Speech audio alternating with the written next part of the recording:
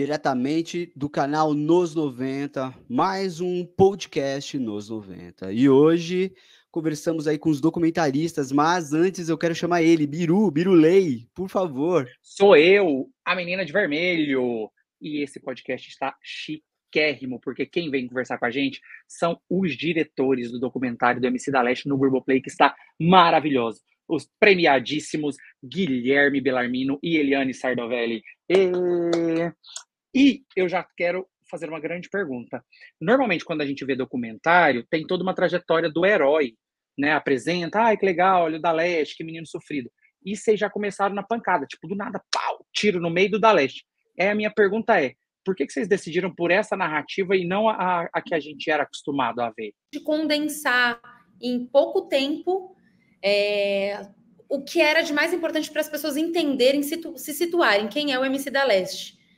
Então, ali naqueles 5 primeiros minutos, a gente já sabe um pouco também dessa origem, mas a gente já vê ele num auge, né? E aí, logo, esse auge é interrompido por meio do tiro que ele levou no show.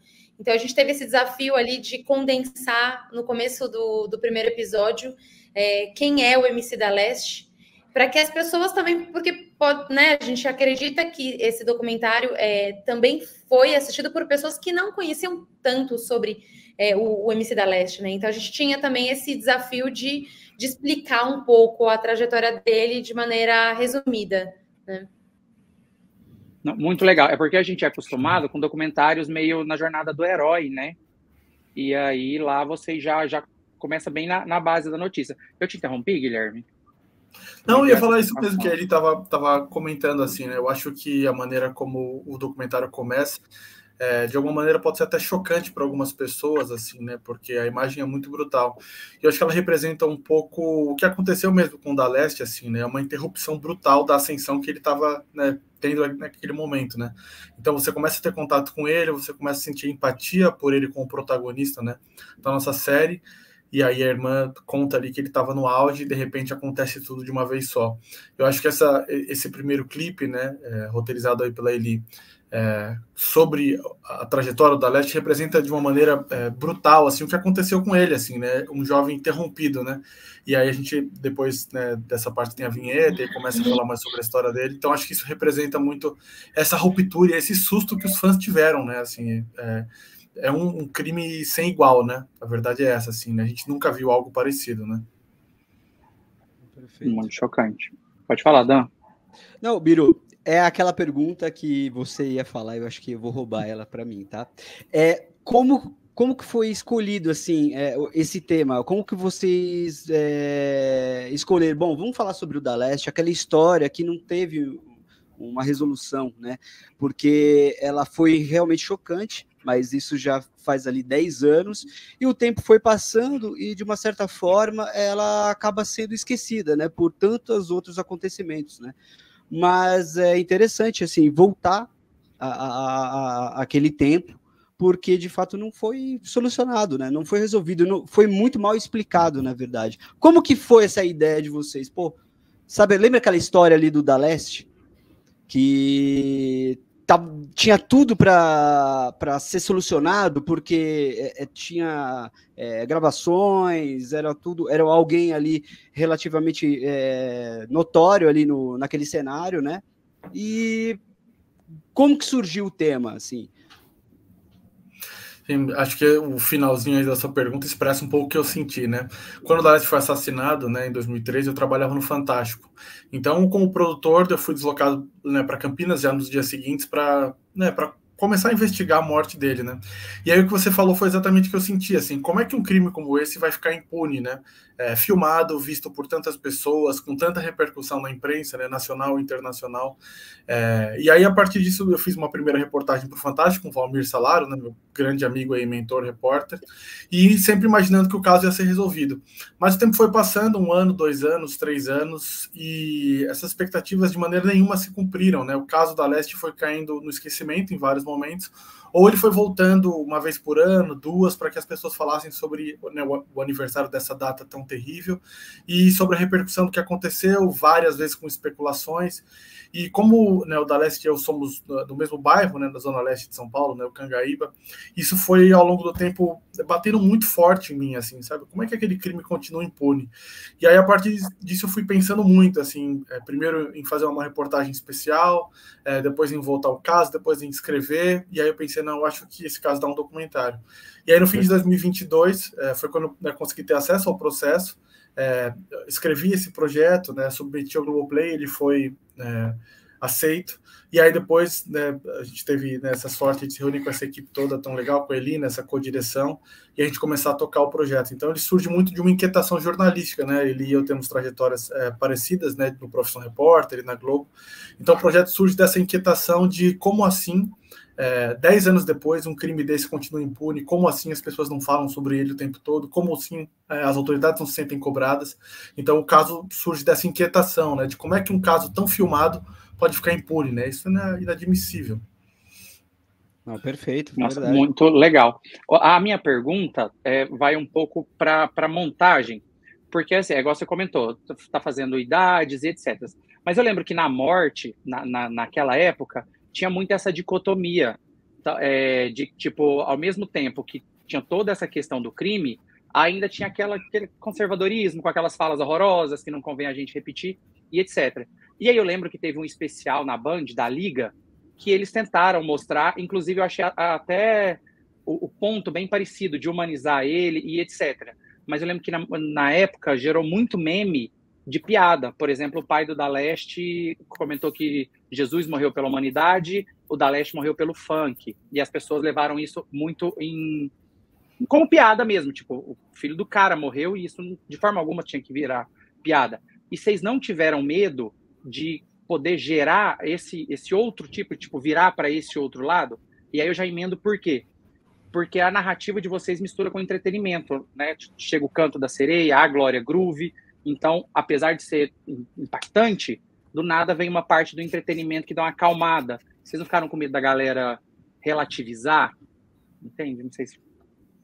Eu acho, Biro, que a nossa principal preocupação, além de, obviamente, usar todas as ferramentas que a gente tem do jornalismo investigativo para tentar avançar um pouco nessa história, primeiro contar sobre o caso e depois ver que tipo de novidade a gente poderia trazer, tem uma outra preocupação que eu acho que é de humanizar, né, ao máximo a história do Da Leste. De que maneira? O que eu quero dizer com humanizar?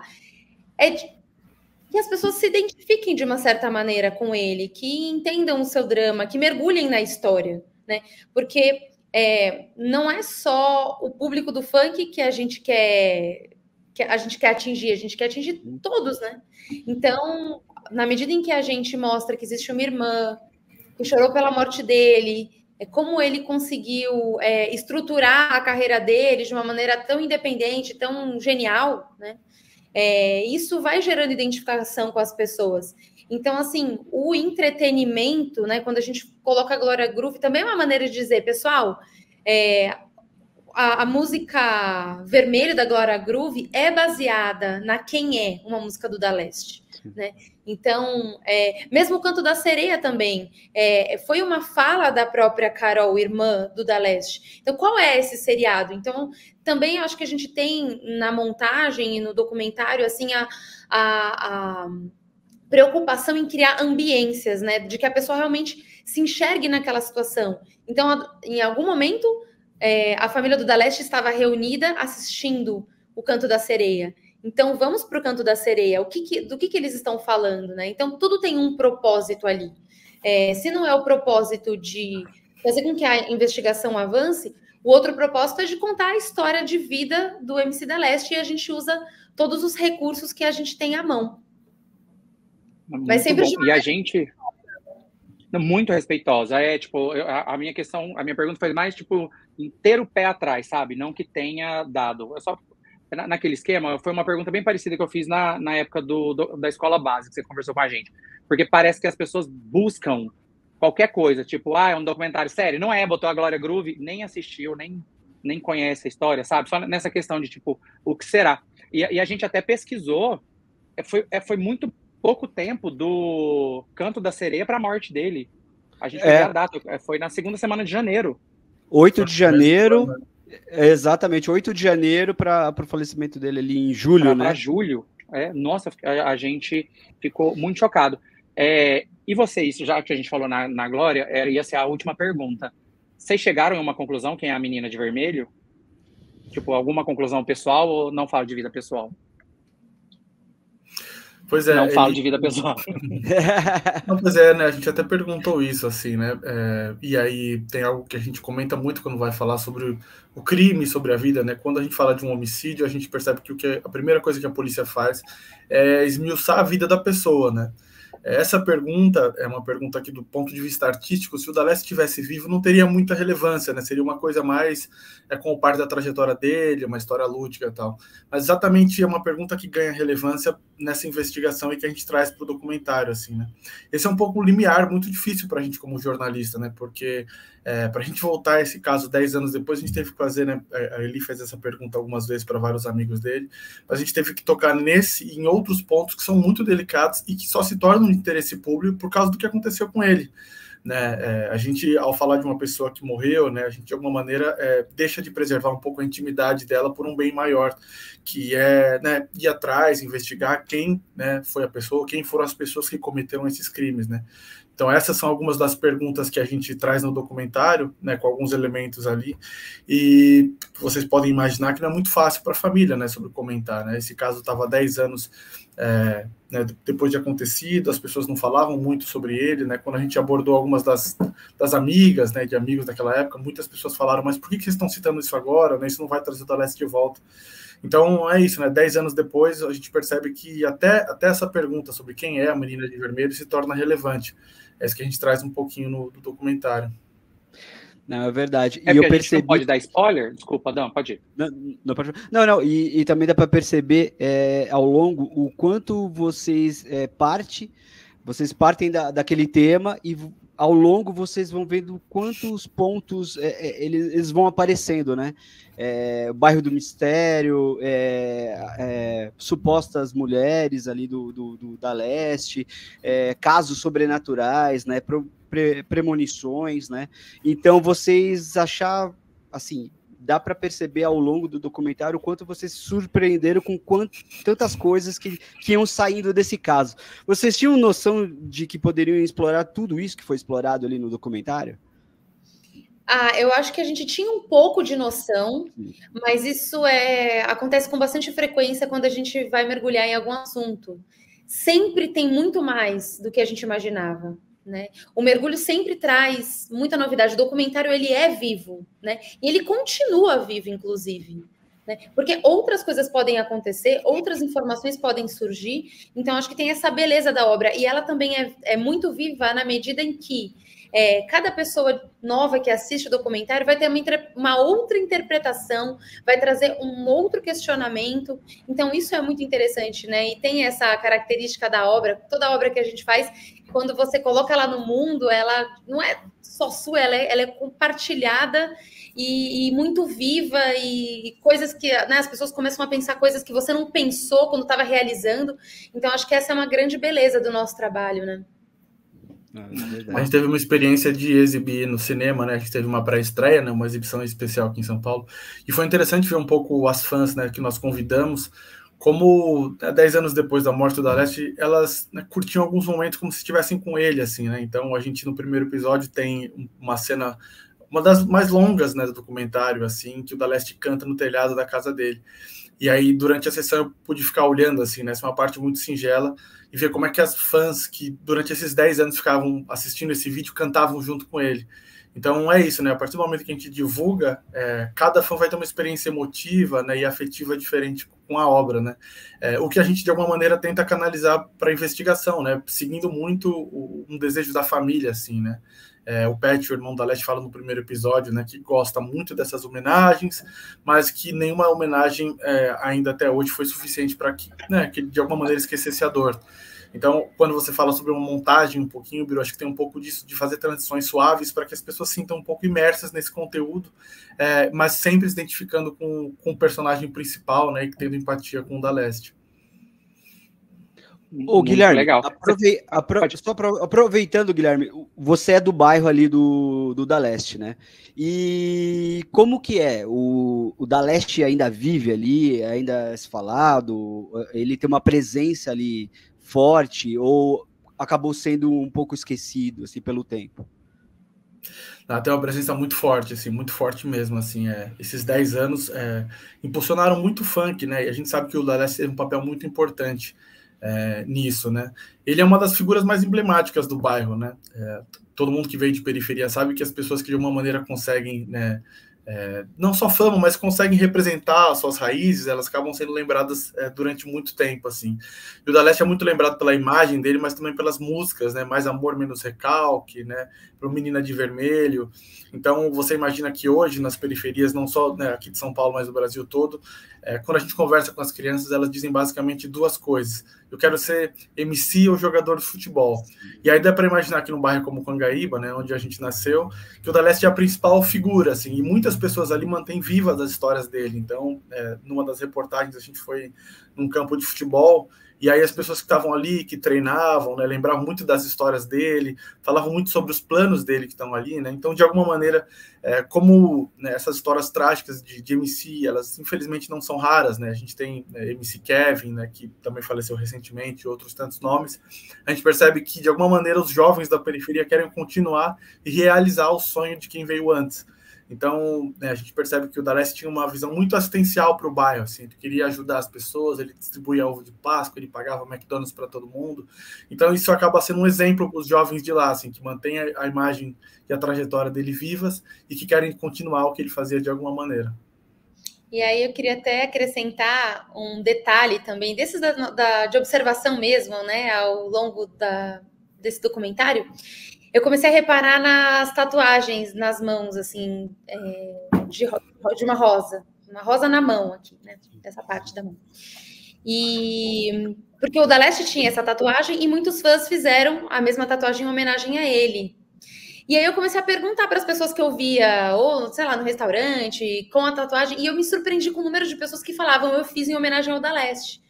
Então, assim, até, por exemplo, sei lá, a gente foi num restaurante, era um rapaz que veio do Ceará, não era do Ceará, Guilherme? Do Ceará, e que disse que era muito fã e que sabia todas as músicas. Então, também a gente percebeu que existe uma base grande de fãs do da Leste fora de São Paulo, porque ele tinha essa característica de conversar com os fãs, ele era, a gente chama até de influencer mesmo antes, né, dessa palavra ficar na moda, assim, tal. Perfeito. Então, ele tinha esse gosto mesmo, ele gostava de conversar com as pessoas. E então ele cativava muita gente pelo Brasil. Verdade. A minha pergunta ia nesse sentido, porque vocês comentaram muito sobre a Zona Leste, sobre São Paulo, mas ele foi pioneiro no funk ostentação, ele lançou o movimento e etc. E a Globo, na semana de lançamento do documentário, passou só para São Paulo. O resto do Brasil assistiu outro filme, não lembro agora. Quando teve o planejamento, vocês pensaram no doc para essa região de São Paulo, numa forma de pensar São Paulo e região e etc., ou vocês já imaginavam que era um conteúdo que ia ser relevante para o país todo? Sim. Acho que os resultados aí do documentário mostram um pouco isso, né, sobre o que ele estava falando, que é como as pessoas do Brasil inteiro gostam dele, assim, né? A gente sabe que o documentário passou no Tela Quente, muita gente viu, nós fomos na Patrícia Poeta no encontro na sexta-feira, então isso também ajudou muitas pessoas a conhecerem essa história, mas o que me chama a atenção muito é que eu acho que tanta gente indo atrás para maratonar a série nos primeiros 2 ou 3 dias, que isso é resultado do fato da Leste estar vivo na memória dessas pessoas, assim, né? A gente não faz ideia, assim como a gente quando pensa em Racionais MCs, da capilaridade da música e da cultura dessas pessoas têm. E acho que a mesma coisa acontece com o funk, né? A gente tem uma visão muitas vezes superficial sobre, né, as pessoas gostam de funk para dançar, tal, mas o funk essencialmente conta histórias, né? E essas histórias estão vivas por aí, né? Eu sempre imaginei o documentário sobre o Da Leste, não só por causa da imagem, mas por causa da importância que a periferia, né, que a cultura periférica tem no Brasil, como um documentário para o Brasil inteiro. E eu acho que isso ficou muito evidente assim, nos últimos dias. Né? A gente tem recebido mensagens de muitas pessoas do Brasil inteiro que dizem assim: nossa, eu gostava muito do Da Leste naquela época e eu nunca achei que eu veria um documentário sobre ele. Então acho que isso mostra um pouco, de maneira geral, né, já que a gente fala de audiovisual, de streaming, como existia um desejo, uma demanda ali represados, sabe, para de alguma maneira se ver na TV, né? As pessoas se veem quando elas, né, presenciam ali a história do Da Leste, né? Porque muitas outras pessoas têm esse sonho na periferia, né, de conseguir dinheiro por meio da sua arte para poder ajudar a família, ajudar quem elas amam. Então acho que é uma história universal, na verdade, de um jovem que venceu e que teve a trajetória interrompida. É uma história muito assim. Só uma outra dúvida sobre a criação do doc. Você comentou que teve a ideia porque o Da Leste estava perto de você, a história dele estava perto, você cobriu a morte, etc. Mas aí a hora que, tipo, vamos fazer o documentário, o pontapé inicial foi: vamos pegar o processo e ler e ver de onde a gente vai partir, ou vamos pegar a história dele porque você é pesquisador de história para séries, etc. Tipo aquela do Caco Barcelos, foi você um dos pesquisadores, não foi? Então isso, foi a pesquisa Rota 66? Vergonha isso, de ter esquecido. É isso mesmo. Isso, e aí, então foi tipo, vamos estudar a vida dele e a partir disso fazer um documentário, ou o processo foi a base assim, o pontapé inicial, porque, como a Eli mesmo disse, foi ramificando a partir das descobertas, né? Sim, a gente sempre conversou sobre o processo, assim, né? Logo depois, né, que a gente aprovou o projeto, né? Ele, eu e o Kleber Tomás, produtor, começamos a trabalhar juntos. E aí o nosso ponto de partida sempre foi o processo, porque era a partir dali que a gente conseguiria descobrir o que a polícia fez para a gente, né, começar a basear as nossas hipóteses jornalísticas e tal. Então, acho que a concepção sempre teve isso, né? De falar sobre o processo, mas também sem esquecer a cultura do funk, a importância do funk na periferia, né? Então, a ideia sempre foi partir do processo, mas sem esquecer o lado cultural, né, do funk. E as coisas vão andando meio em paralelo, assim, né? Da mesma maneira como essa árvore vai se abrindo, a gente está no processo, mas também está nos arquivos do Da Leste, por exemplo. A gente fez uma pesquisa extensa de arquivos do Da Leste, tivemos também, contamos com o HD do próprio Da Leste, né, que os irmãos forneceram. Então, as coisas vão andando em paralelo, a gente vai descobrindo tanto sobre a vida dele, quanto sobre o processo ao mesmo tempo. E como vai ramificando isso no projeto? Porque eu imagino uma sala e vamos pesquisar aqui o processo. E aí vai indo, aí tem o lado sobrenatural, o lado do entretenimento, o lado da polícia, o lado dos amigos, o lado da família. Como que organiza esse processo? Porque eu penso que ele falou que foi em 2022. Tinha uma data para entregar, primeiras vistas e etc. Tem data para estrear. Como que vocês conseguem organizar isso para que fique um conteúdo redondo e a cabeça de vocês também, né? Consegue organizar a quantidade de dados? Não, só um detalhe, a gente começou a gravar em 2023, né? Então a pesquisa... 22 foi aprovado, né? 22 aprovado, e aí a gente começou a fazer de fato em 2023. E eu acho que realmente o processo, ele nos norteou muito. O processo nos norteou muito. Mas a gente tomou uma decisão de fazer muitas entrevistas também. A gente foi mapeando quais são as pessoas que orbitavam ali naquele universo, né? Amigos, a Márcia do fã-clube, a equipe, família. Então, a gente foi mapeando. E, através dessas entrevistas, a gente ia entendendo as histórias. Por exemplo, a questão do Canto da Sereia surgiu a partir de uma entrevista. Né? Então, elementos surgiam a partir de entrevistas, outros elementos surgiam a partir da leitura do processo. Tinha algumas situações, né, Eli, que eu até lembrei da gente conversando. Por exemplo, né, o processo tem uma riqueza enorme de detalhes sobre o que aconteceu com o Da Leste, mas outros elementos audiovisuais também tem. Então, eu lembro de algumas conversas sobre os vídeos, né, que a gente, quando começou o projeto, nem imaginava que existiam. Por exemplo, tem um vídeo, né, que é muito singelo, que mostra um pouco a relação da família, que é quando o Pet né, é libertado, e o da Leste e a Carol vão buscá-lo. Então, esse é um exemplo de um material que, quando a gente começou, a gente nem imaginava que existia, né? E tantos outros vídeos, né, do da Leste conversando com a câmera, Twitchcam que ele fazia, né? Então, é isso que ele falou, o projeto é muito vivo, né? A gente sabe como ele começa, mas aí, a partir dos rumos que as coisas vão tomando, a gente não consegue saber exatamente como ele vai e onde ele vai terminar. E tem um vídeo, por exemplo, muito importante que ele nos ajuda a contar um ponto de virada nessa história, que é um vídeo em que ele está com o DJ Gá, que era da equipe dele, e o Marcelo, que era cunhado dele, mas faleceu. Então, a gente, né, infelizmente não conseguiu conversar com ele e tal. Nesse vídeo, ele fala sobre o momento em que ele decidiu parar de fazer as chamadas apologias, né? Que ele falava, descrevia o crime, e aí ele fala que resolveu parar. Então, nesse momento, ele fala, não tô me sentindo bem, eu quero parar. E aí, depois, a gente conseguiu também conversar com o DJ Gá sobre isso. Então, tem esses vídeos que nos ajudam a contar esses pontos de virada que existem ao longo da série. Exato. E a gente não sabia que existiam. Sim, exatamente. E o que eu percebo também é porque a gente está falando ali de 10 anos atrás, né, 2013, e a gente vê ali um material muito amador, né, gravado ali do próprio Da Leste, né, e ele, nesse ponto de virada, onde ele para de cantar ali para apologia, ali para matar policiais, ou alguma coisa mais pesada, o pesadão, o proibidão dele, para essa virada que ele vai aos poucos cantar para o funk e ostentação, né? Que era uma realidade que essa ostentação ele não tinha de fato ali, né? Eu até lembro que eu até comentei com o Guilherme que muitos canais de fofoca exploraram muito ali a morte do Da Leste, e nele eu lembro de uma imagem assim, até uma fala do pai dele falando, gente, a gente não tem dinheiro, não. Ele canta tal, mas ó, eu moro aqui, a casa é essa, tudo mostrando ali. Aí deu a entender que talvez a morte dele tinha sido ligada a alguma coisa de dinheiro, alguma dívida, alguma coisa assim do tipo, né? E vocês repararam isso também? Voltando a 10 anos atrás, o quanto aquele material que era entregue era meio que amador também, era tudo muito...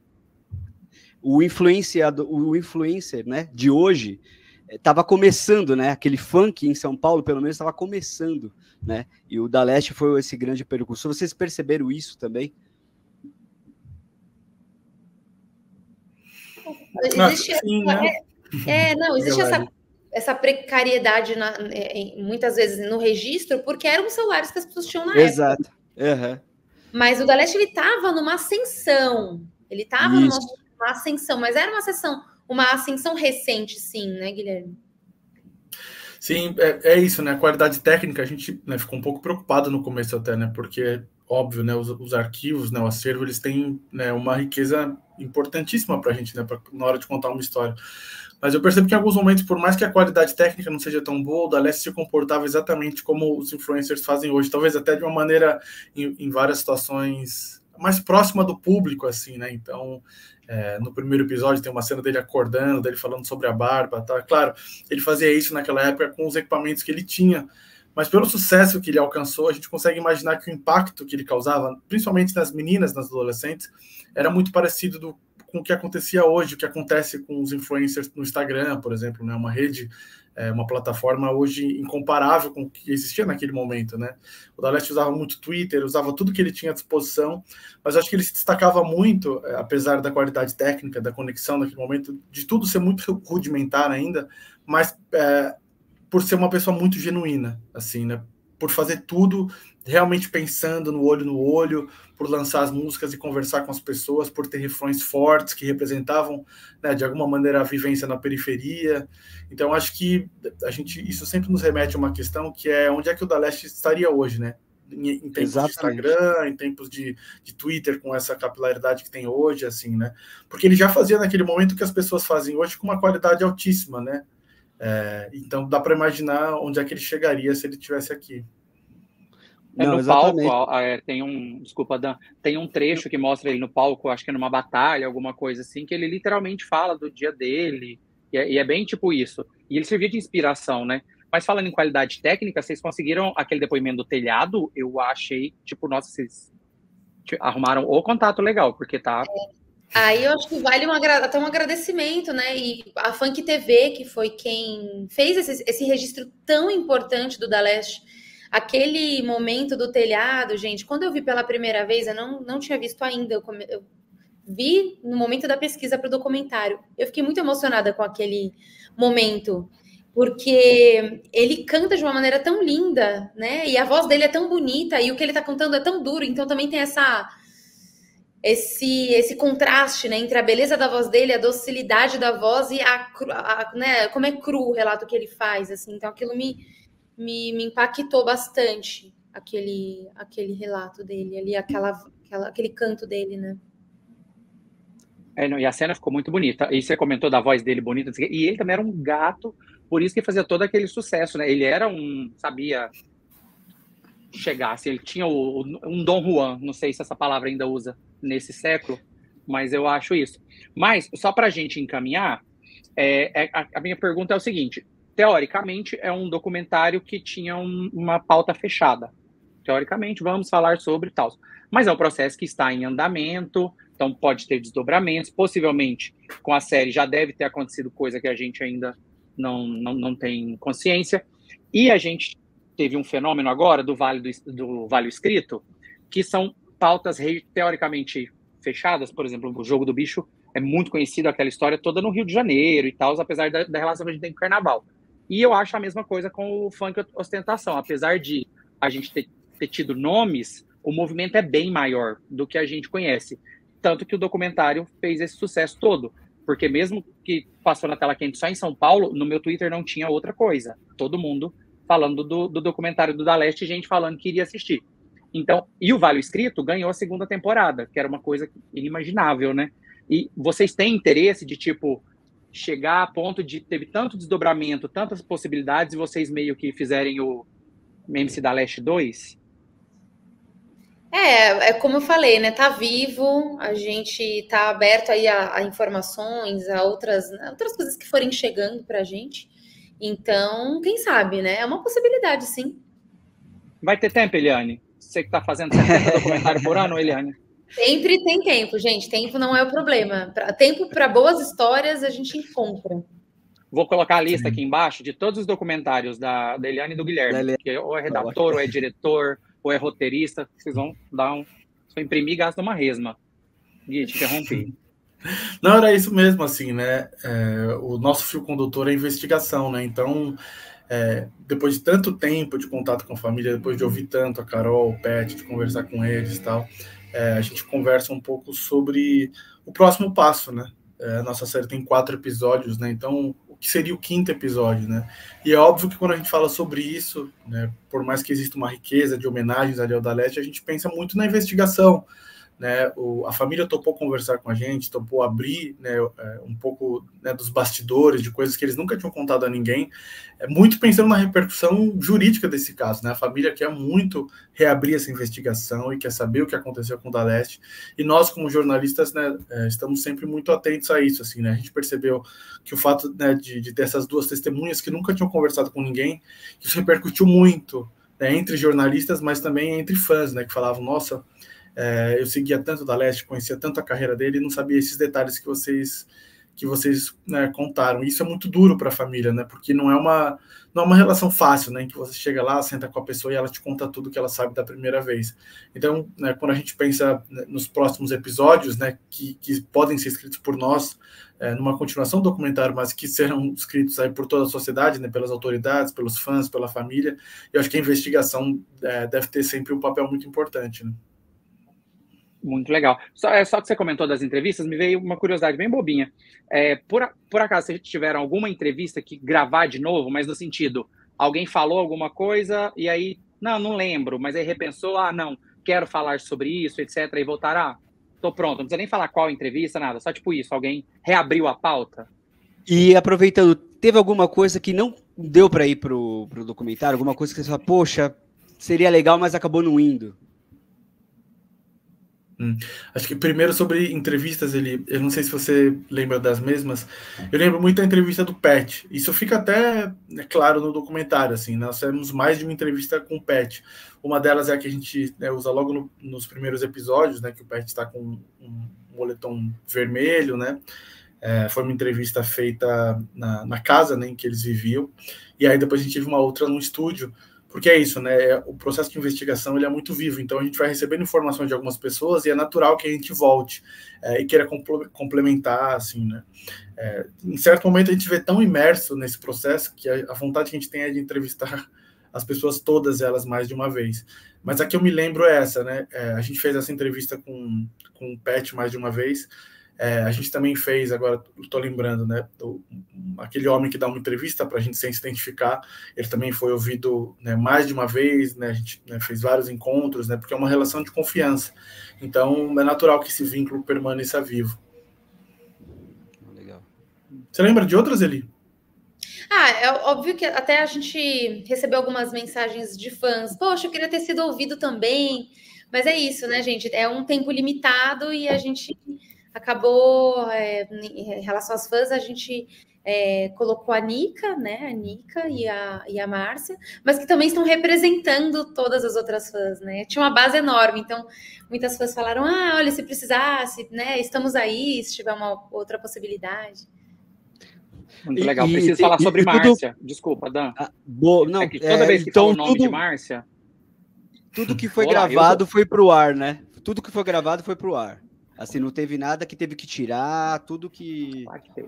Não, na verdade, não. Algumas entrevistas não entraram, né? Depois a gente conversou com algumas pessoas, né? Pessoas que a gente entrevistou ao longo do processo, né? Porque no primeiro momento, acho que o documentário tem esse viés de funil, assim, né? Você sai entrevistando as pessoas e depois você vai refinando as histórias, né? Cruzando de uma conversa com a outra e tal. Então, algumas entrevistas não entraram. Mas o que a gente pode dizer é que, assim, boa parte do que a gente gravou entrou, assim. Inclusive, até na reta final, a gente continuou gravando mais algumas coisas, né, com os amigos, né, sobre as entrevistas, né, dos amigos mais próximos, a gente gravou mais de uma vez também, né, então a gente gravou, por exemplo, com o Anderson, né, a gente gravou uma primeira entrevista com ele, depois a gente acompanhou um pouco o trabalho, DJ Wilton também, né, a gente gravou uma entrevista e depois acompanhou um pouco mais no trabalho. Lembrando, assim, agora a gente percebe que foi meio recorrente, né, a gente voltou nas pessoas para fazer imagens, conversar de novo. Não, mas a pergunta do Dan foi capciosa, sei que eu saí bem. Porque, na verdade, ele quer, tipo assim, gravamos isso aqui, vai dar rolo, não vamos, não. E a resposta foi, não colocamos tudo, porque não tem como colocar tudo, né? Senão seria 100 horas de documentário. Isso é Daniel querendo corte. Cai na dele, não. Mas eu queria ver se tinha... Eu queria ver se tinha algo sobrenatural ou alguma coisa ali barrada no bairro misterioso, não teve nada, né? Foi tudo o que vocês gravaram, deu certo, foi pro ar. Ninguém quis barrar. Não, acho que sim, né? A gente mostrou no segundo episódio, a gente recebeu uma ligação de intimidação. Sim. Aliás, é isso, né? A gente está falando aqui sobre as homenagens, sobre a importância cultural do Da Leste, e a gente está acostumado muito com os documentários True Crime no streaming. Mas é isso, né? A gente não está fazendo só um documentário True Crime, a gente está fazendo uma reportagem investigativa. Então a gente percebe, claro, que há sim uma resistência ao nosso trabalho, né? Essa ligação que a gente recebeu de intimidação, a gente, né, fala sobre ela, não só abertamente, como também a colocou no documentário, ela é uma prova de que a história que a gente está contando, a história que a gente se esforçou muito para resgatar 10 anos depois, é uma história que muitas pessoas não querem ver contada. Então, isso é o que a gente mostra um pouco nesse segundo episódio. E aí eu destaco, de uma maneira muito veemente, a importância das autoridades ao assistir esse documentário, né? Porque a gente está muito acostumado com as histórias sobre crime, né, no streaming hoje, nas plataformas, em que você reconta um caso e você diz ali o que aconteceu, você tem que entrevistar as pessoas naquele momento, mas a gente fez isso e acabou fazendo mais, né? O que a gente quer é mostrar que existem lacunas nesse caso, né? Histórias ainda não contadas e que a gente acha, assim como a família, né, que elas, né, ainda merecem ter muita luz. Perfeito. Muito legal, ganhou seu corte, hein, Daniel? Mas deixa eu só falar de Márcia, antes do Daniel interromper. Toda hora que falou de fã, me veio ela na cabeça. Porque eu que sou vintage, todo mundo já viu falar de fã-clube, não sei o quê, e as pessoas são presidentes do fã-clube, tinha carteirinha, não sei o quê. Márcia, não. Márcia é dona do fã-clube. Eu falei, é assim mesmo, Márcia. Certíssima, quem manda aqui é você. Não. E eu adorei que a Márcia, ela pagou ali o singelo R$1.500, né, pro Da Leste e tudo, e pediu para ele, não fala nada pro meu filho, fala que você veio ali pela amizade dele no aniversário. Ô, Dan, não é à toa que a alcunha dela é Marcinha Mãezona, né? Não, foi muito bom mesmo. Muito bom. Dona, né? Dona proprietária, não, é isso aí. Gente, fala, né, um comentário que é interessante, né? Ela sempre contou muito pra gente como ela organizava ali, né? E a gente, né, usa isso no documentário, né? Como ela era uma mãezona, né? E a gente sabe como é que as mães se comportam, assim. Ela falava, não é para ter contato, vocês vão me respeitar, né? E aí corta para aquelas cenas das meninas tentando pegar o da Leste e tal. A Márcia é assim mesmo, assim, né? É uma pessoa muito, muito querida, assim. Sempre muito próximo da Leste, né? Tem vários registros, né, muito afetivos deles, assim, né? Ela falava que dava conselho, conversava com ele, né? A gente não pode esquecer, a gente tá falando de um jovem de 20 anos, né? A gente tá falando de um jovem de 20 anos que perdeu a mãe muito cedo. Então, né, a Márcia não é mãezona à toa, né? Ela, né, tinha um papel muito importante na vida dele, né? E é a mãezona também das fãs e dos fãs. E continua sendo. A gente foi numa homenagem ao da Leste e, de repente, ela saca lá de uma mala que ela trouxe um kitzinho que tinha, né, Gui? Tinha suco, tinha um pãozinho com queijo e presunto, e ela foi distribuindo pra gente, pra todo mundo. Aí eu tava morrendo de fome, eu falei, nossa, Marcinha, é mãezona, entendeu? Você tá dando lanche pra imprensa, pros fãs, então ela tem esse cuidado com as pessoas, né? Ela é um amor de pessoa, Marcinha. Maravilhosa, Marcinha. Beijos. Não, uma grande figura ali, uma grande figura mesmo. Foi bem. E aí trouxe esse lado humano dele ali, né? De tá lá mesmo. No aniversário lá, com a fã, com a presidente ali do seu fã-clube e tudo. Foi muito bom mesmo. E, pessoal, só tenho a agradecer aí pela presença aí, por vocês terem aceito participar aí do nosso podcast. Mais uma vez, Eliane, do nosso canal. Parabéns aí pelo documentário, de verdade. Assim que o Guilherme falou, a Eliane também falou, nem todos conheciam muito a fundo a história do Da Leste. Eu era um deles, assim, né? Conheci a partir do documentário, né? E saber o quanto que era a história dele rica, né? O quanto ele não... que ele era diferente ali. Ele foi realmente precursor ali do funk ali em São Paulo. E saber da história dele, da onde que ele veio, como que foi essa trajetória até chegar aí nesse fatídico dia em 2013, ali em julho de 2013, tudo que aconteceu e que realmente não teve um desfecho, não teve uma resolução do caso. E parabéns, e que venham mais documentários que a gente vai estar aqui querendo conversar com vocês de novo. Obrigada. E também, assim como da outra vez, né, que a gente conversou, agradecer pelo espaço e por vocês terem essa característica de nos deixarem sempre muito à vontade. É um bate-papo muito leve sempre, apesar de ser um tema muito duro, o nosso bate-papo sempre é gostoso. Então, obrigada por vocês terem aberto esse espaço para a gente. Imagina, a gente que agradece demais. Obrigado, gente. Primeira vez aqui, também adorei. Volta isso, mais, né? Guilherme, volta mais. Já cada vez mais. Voltarei, só convidar que eu venho. É muito legal poder falar sobre um projeto, né, que representa a periferia, que representa milhões de jovens, assim, né? Eu acho que o lançamento do documentário e a repercussão que ele teve mostra um pouco isso, assim, né? Como as pessoas querem se ver no audiovisual, né? Como é importante. A gente sabe que há um consumo muito grande de produções estrangeiras, mas olha o que acontece quando as pessoas da periferia se veem.